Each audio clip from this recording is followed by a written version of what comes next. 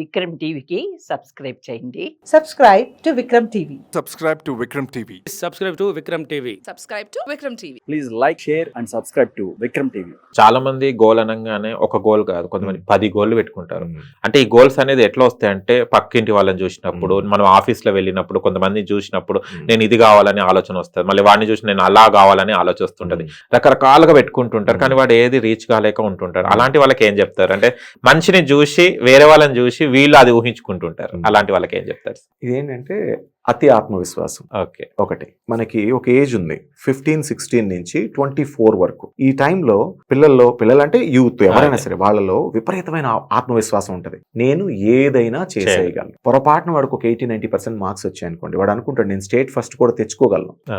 Just నేను కొంచెం కష్టపడ్డాను కాబట్టి 90%. అంటే తమ సామర్థ్యం పైన తమకి పూర్తి అంచనా లేకపోవడం. సో వీళ్ళు ఏమనుకుంటారంటే ఎవడో ఒకడు ఒక సినిమాలో ఒక లాయర్ వాదిస్తాడు, ఆ సినిమా వరకు అది పరిమితం. వాడు యువర్ ఆనర్ అని చెప్పి ఏదో వాదిస్తాడు. ఇలా అయితే నేను అద్భుతంగా ఇంతకన్నా బాగా వాదించగలను, కాబట్టి నేను లాయర్ కూడా అవ్వచ్చు. ఓకే, 4 మందుల పేర్లు తెలుసుకుంటాడు, గూగుల్ చూస్తాడు. వాడు ఎవరికో ఫ్రెండ్ ఒంట్లో బాగోదు, ఆ ఫ్రెండ్ తో టెస్ట్ చేసి అరే మామ నీకు వైరల్ ఫీవర్ రా అని మందు ఇస్తాడు. ఆ మందు పని చేస్తుంది. ఎప్పటికైనా పారాసిటమాల్ వేసుకుంటే జ్వరం తగ్గుతుంది. తగ్గింది. మామ నువ్వు ఏం మందు ఇచ్చావు సూపర్ పని చేసిందంటే డాక్టర్ కూడా అవ్వాల్సి ఉంటాడు అనుకుంటాడు. ఇలా వీళ్ళని అతిగా ఊహించుకొని పూర్తిగా దేనిలో దిక్కకుండా జాక్ ఆఫ్ ఆల్ ట్రేడ్స్ అన్నిట్లో వేళ్ళు పెడతారు, మాస్టర్ ఆఫ్ నన్ ఏది కాదు.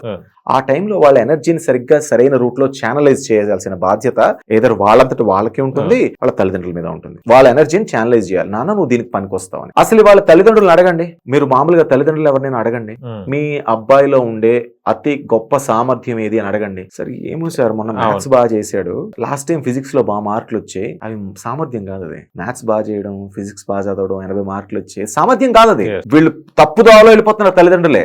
సామర్థ్యం అంటే ఏంటి? వాడు ఈ పని పర్ఫెక్ట్ గా చేయగలడు. సార్ మొన్న కార్ ఒకటి ఇప్పి పడిపోయి ఉంటే దానికి వేరే స్క్రూ తీసుకొచ్చి అతికించేసి వేరే వైర్ పెట్టి దాన్ని అతికేశాడు సార్ అంటే వాడిలో టెక్నికల్ సామర్థ్యం ఉంది. ఒకడు బొమ్మలు బాగా వేస్తున్నాడు, వీడు డిజైన్ బాగా చేస్తున్నాడు సార్, వీడికి ఆ సామర్థ్యం ఉంది. ఇప్పుడు బాగా మాట్లాడుతున్నాడు, ఏదైనా బాగా ఎక్స్ప్లెయిన్ చేస్తున్నాడు, వాడికి మాట్లాడే సామర్థ్యం ఉంది. ఒకడు బాగా గుర్తు పెట్టుకుంటున్నాడు, వాడి మెమరీ చాలా బాగుంది, వాడి మెమరీస్ చేసుకొని దాన్ని మళ్ళీ చెప్పగలిగే సామర్థ్యం బాగుంది. ఇవి సామర్థ్యాలు. వీటిని గుర్తించలేకపోవడం వల్ల వస్తున్నాయి సమస్యలు. వాళ్ళని గైడ్ చేయాలి కదా.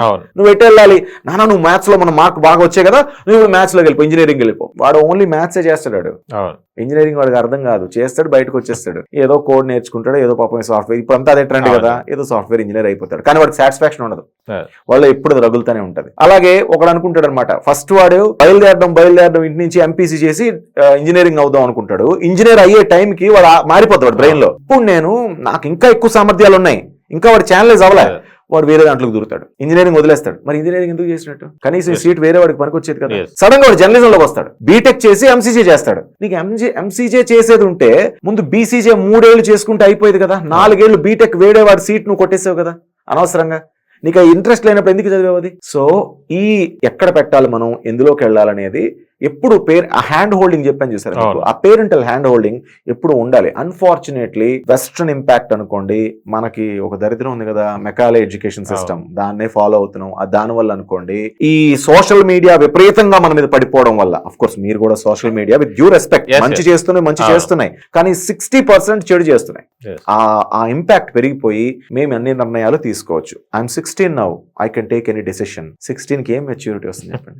ఏం తెలుస్తుంది? విషయం తెలియడం వేరు, జ్ఞానం రావడం వేరు. విషయమే జ్ఞానం అనుకుంటే అది పొరపాటు, అక్కడ ఇరుక్కుపోతున్నారు. సో ఈ విషయంలో వాళ్ళకి క్లారిటీ ఉండాలి. 2 parents hand holding must. Parents కి క్లారిటీ ఉండాలి ఫస్ట్.